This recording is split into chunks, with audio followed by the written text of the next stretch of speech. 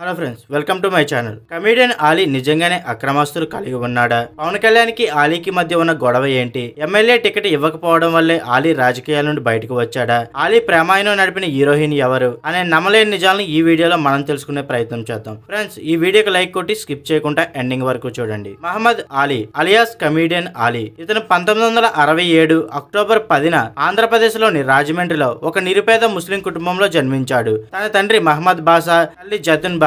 ఇతనికి ఇద్దరు అక్కలు, ఒక తమ్ముడు, ఒక చెల్లెలు కూడా ఉన్నారు. ఇక ఆలీ తండ్రి టైలర్ గా పనిచేస్తే తల్లి హౌస్ వైఫ్ గా ఉండేది. అలా కుటుంబం పెద్దదిగా ఉండడంతో తండ్రి ఎంత కష్టపడినా ఇంట్లో ఉన్న వారందరికీ 2 పూట్ల భోజనం పెట్టేంత స్తోమత ఉండేది కాదు. దీంతో ఆలీని స్కూల్ మానిపించి రాజమండ్రిలో ఉండే శ్రీ పాదజిత్ మోహన్ మిత్ర అనే నాటక బృందంలో చేర్పించగా ఆలీ అక్కడే నాటకాల్లో చైల్డ్ ఆర్టిస్ట్ గా చేస్తూ మిమిక్రీ, డాన్స్ కూడా చేయడంతో ఇతనికి కొంతవరకు డబ్బులు వస్తుండేవి.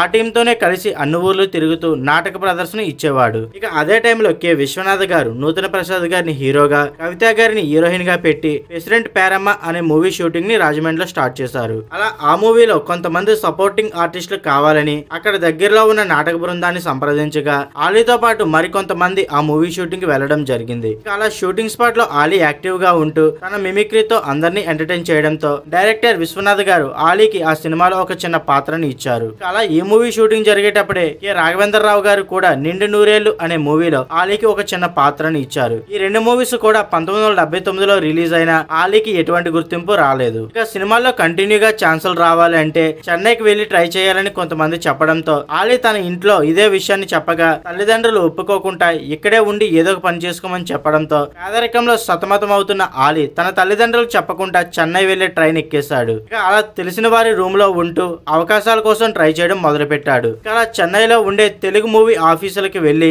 మిమిక్రీ, డాన్స్ ఆడిషన్స్ ఇవ్వడంతో పునాది రాళ్ళు, గరానా మొగుడు, పుత్తడి బొమ్మ అనే మూవీస్ లో చైల్డ్ ఆర్టిస్ట్ గా చేసే అవకాశం వచ్చింది. ఇక అలా ఇతను చేసిన చిన్న చిన్న పాత్రలుగాను డబ్బులు ఇచ్చేవారు కాదు. దీంతో రోజు రోజుకి ఆలీ ఆర్థిక పరిస్థితులు చాలా దారుణంగా మారి తినడానికి కూడా తిండి లేని పరిస్థితికి వెళ్లడంతో మళ్ళీ తిరిగి ఊరికి వెళ్లిపోవాలనుకున్నాడు. కానీ అదే టైంలో భారత రాజా గారు సీతాకోకచిలక అనే మూవీ కోసం చైల్డ్ ఆర్టిస్టులు వెతుకుతున్నారని తెలుసుకున్న ఆలీ అక్కడికి వెళ్లి ఆడిషన్ ఇవ్వగా అందులో హీరో ఫ్రెండ్ కింద ఆలీని సెలెక్ట్ చేశారు.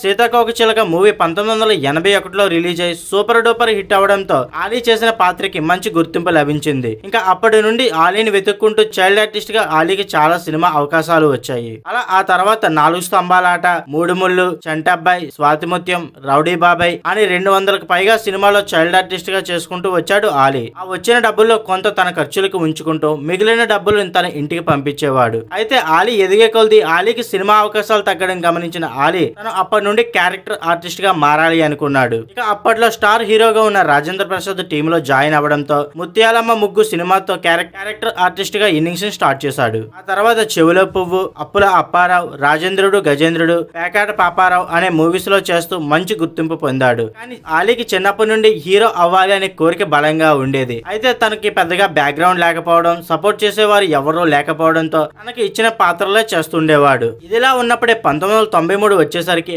ఆలీకి సినిమాల్లో సపోర్టింగ్ ఆర్టిస్ట్ గా మంచి గుర్తింపు రావడంతో డైరెక్టర్ ముత్యాల సుబ్బయ్య గారు ఆలీ సెన్స్ ఆఫ్ హ్యూమర్ ని చూసి తనని హీరోగా ల్యాండ్ చేయాలని డిసైడ్ అయ్యారు. అలా హీరోయిన్ గా మహేశ్వరిని ఫిక్స్ చేసి అమ్మాయి కాపురం అనే మూవీ చేయగా ఆ మూవీ రిలీజ్ అయి హిట్ అవడంతో పాటు ఆ సినిమాకి 2 నంది అవార్డులు కూడా వచ్చాయి. దీంతో ఎస్వి కృష్ణారెడ్డి గారు ఎం స్పీడ్ అనే మూవీని ఆలీతో చేయాలని ఫిక్స్ అయి సౌందర్య గారిని హీరోయిన్ గా అనుకున్న ఆమె మేనేజర్ లాస్ట్ మినిట్ లో ఒప్పుకోకపోవడంతో ఇంద్రజాని ఆ మూవీలో హీరోయిన్ గా ఫైనల్ చేసి ఆ మూవీ షూటింగ్ ని కంప్లీట్ చేశారు. ఇక అలా యమస్పీడ్ మూవీ పేరుని కాస్త యమలీలగా మార్చి 1991లో రిలీజ్ చేయగా ఆ మూవీ సూపర్ డూపర్ హిట్ అవడంతో పాటు ఆలీకి హీరోగా మంచి గుర్తింపుని తెచ్చిపెట్టింది. ఇక అప్పటి నుండి ఆలీకి హీరోగా సినిమా అవకాశాలు వెతుక్కుంటూ వచ్చాయి. అలా ఘటోత్కచుడు, పిట్టల దొర, మిస్టర్ మాయగాడు, హలో గురు, సర్కస్ సత్తిపండు అలా 40 సినిమాల్లో వరుసగా ఆలీ హీరోగా చేసిన అందులో కేవలం 6 సినిమాలు మాత్రమే ఓకే టాక్ తెచ్చుకున్నాయి. అయితే ఆలీ అదే టైంలో ఒక పక్క సినిమాల్లో హీరోగా చేస్తూ ఇంకొక పక్క మిగిలిన సినిమాలో క్యారెక్టర్ ఆర్టిస్ట్ గా చేయడం వల్లే తన సినిమాలు పెద్దగా ఆడడం లేదని ఇండస్ట్రీలో ఒక టాక్ నడిచేది. ఇదిలా ఉంటే మురళీమోహన్ గారితో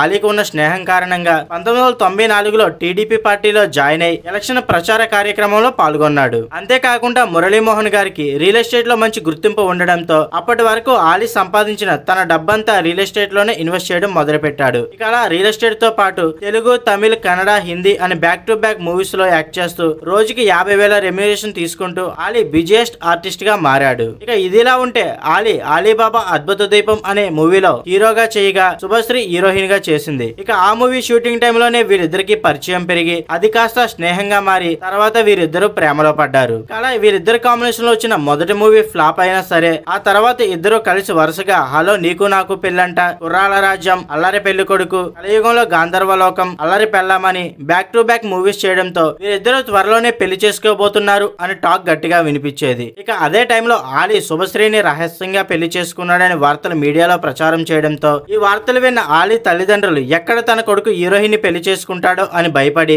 మండపేటకు చెందిన జుబేదా సుల్తాన్ అనే అమ్మాయితో ఆలీకి పెళ్లి చేర్పించగా వీరికి ఇద్దరు అమ్మాయిలు ఒక అబ్బాయి పిల్లలు పుట్టారు. ఇక ఇదిలా ఉంటే ఆలీ ఒకసారి చిరంజీవి గారిని కలిసేందుకు చిరంజీవి గారి ఇంటికి వెళ్ళగా అక్కడ పవన్ కళ్యాణ్ కలిశాడు. అలా తన సెన్స్ ఆఫ్ హ్యూమర్ తో పవన్ కళ్యాణ్ ని ఆకట్టుకోవడంతో అప్పటి నుండి ఆలీ పవన్ కళ్యాణ్ మంచి స్నేహితులుగా మారారు. ఇక అలా గోకులంలో సీత మూవీ నుండి తొలి ప్రేమ, తమ్ముడు, ఖుషి అని 2015లో వచ్చిన కాటమరాయుడు మూవీ వరకు పవన్ కళ్యాణ్ ప్రతి సినిమాలోని కూడా ఆలీ నటించడం జరిగింది. ఇక అలా పవన్ కళ్యాణ్ 2014లో జనసేన పార్టీని స్టార్ట్ చేయగా ఆలీతో నీకు రాజకీయాల్లోకి రావాలని ఉద్దేశం ఉంటే జనసేన పార్టీలో చేరమని ఆలీకి ఆహ్వానం పంపిన ఆలీ 2019లో వైసీపీ పార్టీలో చేరడంతో పవన్ కళ్యాణ్ ఆగ్రహానికి గురయ్యాడు. ఇక 2019లో రాజమండ్రిలో ప్రచారం చేస్తూ పవన్ కళ్యాణ్ ఇదే విషయంపై మాట్లాడుతూ తనను ఆలీని మంచి స్నేహితుడిగా నమ్మాడని, అతనికి నర్సారావుపేట నుండి ఎంపీ టికెట్ ఆఫర్ చేస్తే దాన్ని తిరస్కరించి వైసీపీ పార్టీలో చేరాడని, ఆలీ ఈ రోజు ఈ స్థాయిలో ఉండడానికి తన సపోర్ట్ చేశాడని చెప్పడంతో ఈ వార్తలు అప్పుడు మీడియాలో హల్చల్ అయ్యాయి. దీంతో ఆలీ ఇదే విషయంపై స్పందిస్తూ తను పవన్ కళ్యాణ్ సపోర్ట్ తో ఎదగలేదని, చిన్నప్పటి నుండి చైల్డ్ ఆర్టిస్ట్ గా చేస్తూ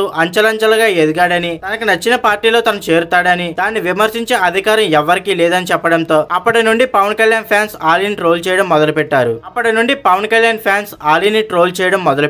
ఇక అలా వీరిద్దరి మధ్య ఎంత దూరం ఉన్నా ఆలీ 2003లో తన కూతురి పెళ్లి కోసం పవన్ కళ్యాణ్ ఇన్వైట్ చేయగా పవన్ కళ్యాణ్ రాకపోవడంతో వీరిద్దరి మధ్య ఉన్న స్నేహానికి అంతటితో శుభం కార్డు పడిందని చెప్పుకోవచ్చు. ఇక అలా వైసీపీలో చేరాక 2019 ఎలక్షన్ టైంలో ఆలీ ఆ పార్టీ తరపున ప్రచారం చేయగా ఆ ఎలక్షన్ లో వైసీపీ పార్టీ అధికారంలోకి రావడంతో ఆలీకి ఎలక్ట్రానిక్స్ మీడియా సలహాదారుడిగా పదవినివ్వడం జరిగింది. ఇంకా అప్పట్లో ఫిలిం ఇండస్ట్రీ మొత్తం జగన్ ప్రభుత్వాన్ని వ్యతిరేకించిన ఆలీ మాత్రం జగన్ కే సపోర్ట్ చేశాడు. దీంతో ఆలీకి నెక్స్ట్ ఎలక్షన్ లో ఖచ్చితంగా ఎమ్మెల్యే లేదా ఎంపీ పదవి ఇస్తారని అందరూ అనుకున్నారు. కానీ 2024 ఎలక్షన్ లో ఇతనికి ఎలాంటి సీటు ఇవ్వకపోగా పార్టీ కూడా ఎలక్షన్ లో ఓడిపోవడంతో ఆలీ వైసీపీ పార్టీకి రాజీనామా చేసి పార్టీ నుండి బయటకు వచ్చేశాడు. ఇక ఇప్పటి వరకు ఆలీ హీరోగా, చైల్డ్ ఆర్టిస్ట్ గా, కమెడియన్ గా, గెస్ట్ రోల్ లో సుమారు 800 పైన సినిమాల్లో నటించాడు. అంతేకాకుండా ఆలీ 420, ఆలీతో జాలీగా, ఆలీతో సరదాగా, యమలీల తర్వాత అన్ని టీవీ షోస్ లో కూడా హోస్ట్ గా చేస్తూ జనాలకి మరింత దగ్గరయ్యాడు. ఇక అలా ఆలీ ఒకవైపు సినిమాల్లోని, మరోవైపు రియల్ ఎస్టేట్ లో సంపాదిస్తూ తినడానికి తిండి లేని స్థాయి నుండి ఇప్పుడు సుమారు 1000 కోట్ల పైనే ఆస్తిని కలిగి ఉన్నాడు. ఫ్రెండ్స్, ఆలీ నటించిన సినిమాల్లో మీకు నచ్చిన సినిమా ఏదో కింద కామెంట్ చేయండి. అండ్ అలాగే ఇంకా మీరు మన ఛానల్ సబ్స్క్రైబ్ చేసుకోకపోతే సబ్స్క్రైబ్ చేసుకోండి. Thank you for watching.